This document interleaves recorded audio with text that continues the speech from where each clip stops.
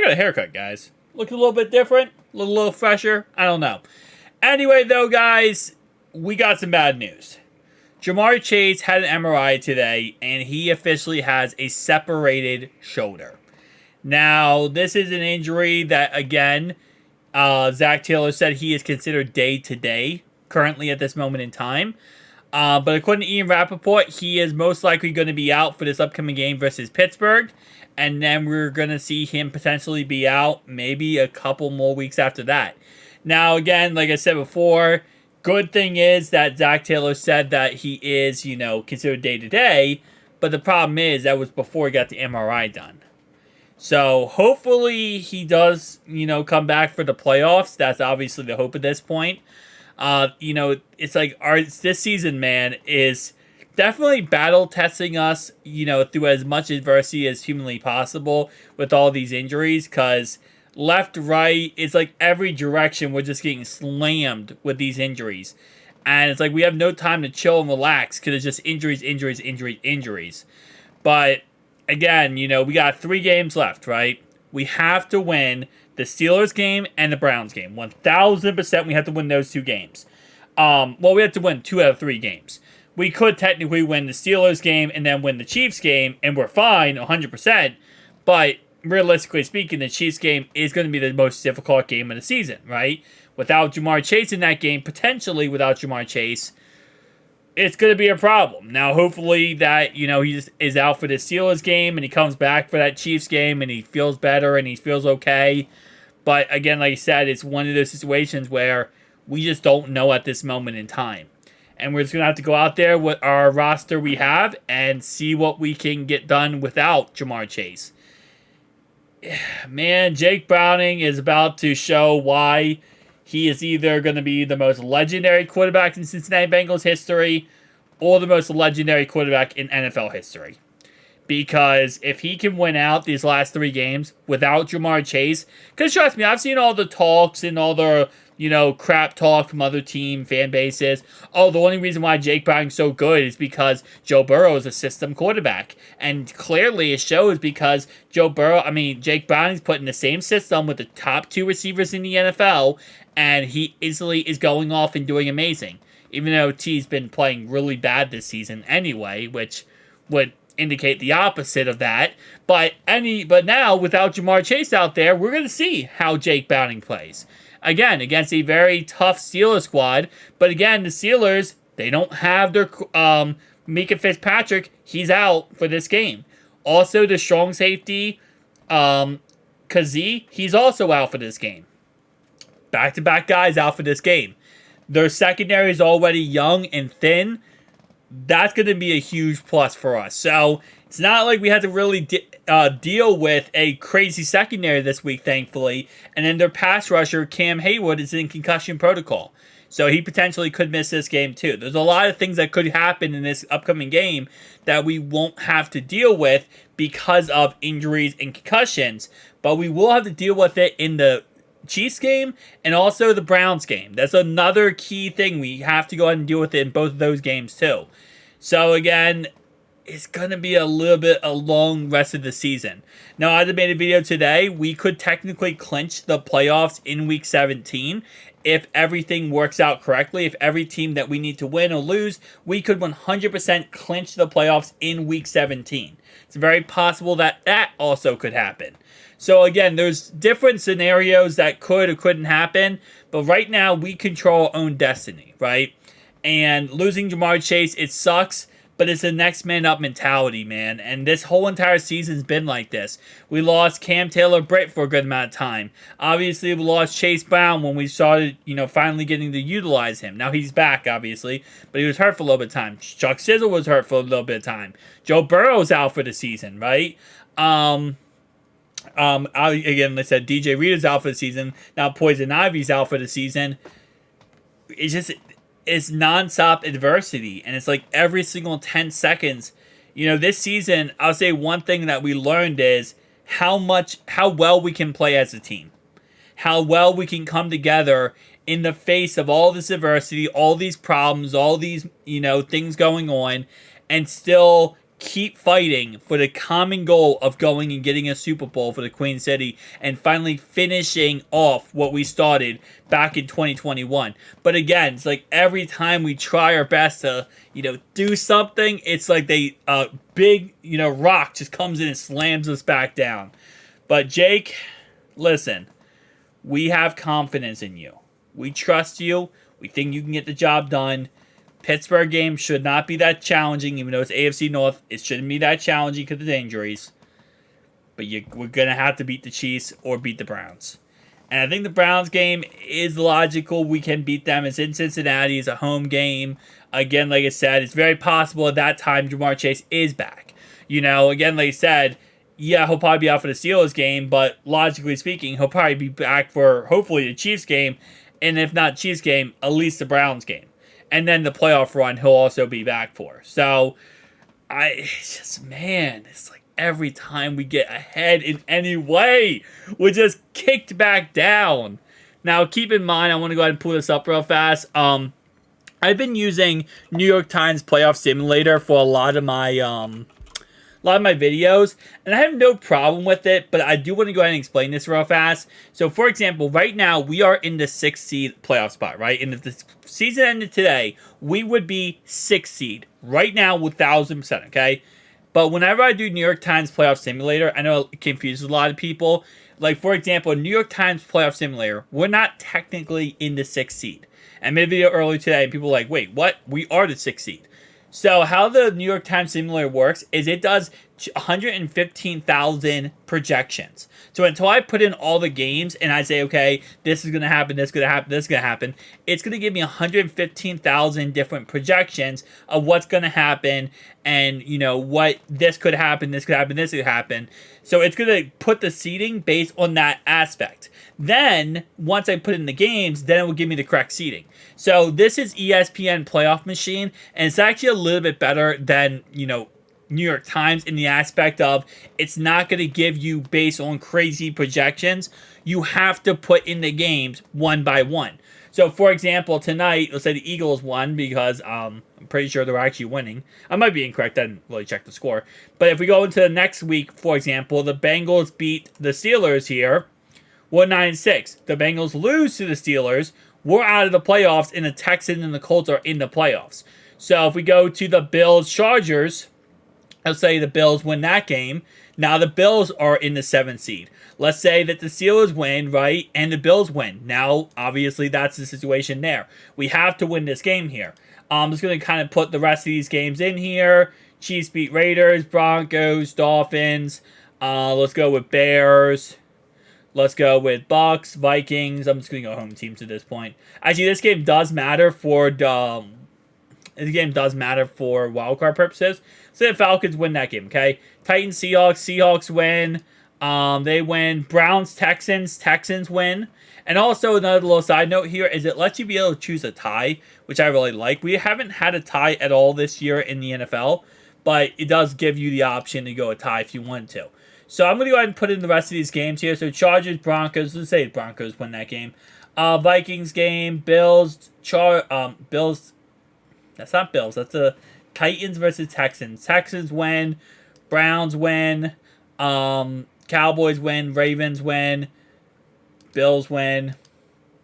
I mean, again, like some of these games we would love to have the opposite happen, but it's not logical. I'm trying to make this as logical as possible and not biased as possible. All right, so if everything's in here correctly, right? We're 7th seed now, 9-6, going into the next week. If we... Oh, my bad. Seahawks, there we go. If we beat the Chiefs now, we're 100% in the playoffs. And we're going to be 6th seed. Now, that could change in the final week if we beat the Browns head-to-head, because they would be 10-7, we'll be 11-6. So, again, like I said, we control our own destiny, either 6th seed or 5th seed. So, right now, again, we are 6th seed, and if this all happens like I'm having it showing right here, then yes, we can be technically in the playoffs as a 5th or 6th seed. Now, again, if let's say, for example, Cardinals win, Ravens win here, let's go with Panthers, we lose this game, okay? Then we sit at 6th seed no matter what, and we're kind of chilling at 6th seed. Actually, no. Never mind. Hold up. Okay, so Texans win, right? We lose. We're in. Let me put the rest of these games in. Raiders, Bills. Let's say the Dolphins win, actually. Okay, so, yeah. Ooh, this is going to be interesting. Hold up. That's good. I have us... No, I have us beating the Chiefs. Alright. Let me do this. Alright, so now I have all the games in here, okay? We lose to the Browns in the final week of the season, right? Now let's say the Colts win. Nothing happens. Okay. I didn't have all the games in there. I apologize. Bills win. We get knocked out. That's interesting. Okay, so Dolphins win instead of the Bills here. Did I break the website? Texans win here. Okay, what did the Bills win here? We're 7th seed. Colts win. That's why. Because the Dolphins... Okay, so the Bills could technically take over. This is why the Cowboys winning... This is why the Bills beating the Cowboys really sucks so bad. Because of the fact of... Again, it could give the Bills the 2nd seed. That's crazy to say this. That the Bills could get the 2nd seed, but they can. And you already know Bills fans are going to go crazy over that. So what happens if we lose to the Chiefs here? Okay, so we lose to the Chiefs here. We lose to the Browns. So now we're obviously, in theoretically speaking here, we won, lost. We won 1, lost 2, right? And if that's the case, then yeah, we're out of the playoffs. We have to win at least 2 of the 3 games.